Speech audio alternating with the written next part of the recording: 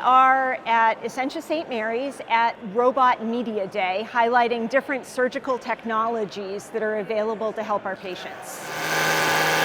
I'm an orthopedic surgeon here at Essentia. I do joint replacements and I specialize in orthopedic oncology. This is the Stryker Mako robot. We've got the robotic arm here that contains the saw. We use this to help with joint replacement surgery, especially for knees and occasionally for hips as well. The use of the Mako robot allows us to determine where we cut the bone to provide the best balanced replacement for a knee joint so that patients get range of motion, stability, and strength back.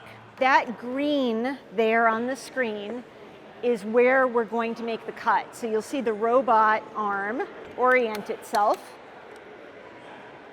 to where it needs to be to make that cut.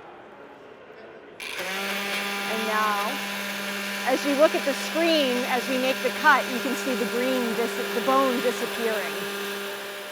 And if I try to pull the robot off where it wants me to be, it stops. Before we had the robotic technology, we would have to place a rod down the thigh bone here to help us get the right alignment. We have cutting blocks that determine these same cuts, but we would be judging where to place those. As you can imagine, once you have a real person up here, it's hard to tell exactly where the hip center is, where the ankle is. This lets us do it in a much more precise and accurate fashion because it's based on the actual bony anatomy as opposed to what we can see in a limited fashion. I'm a neurosurgeon here at Essentia.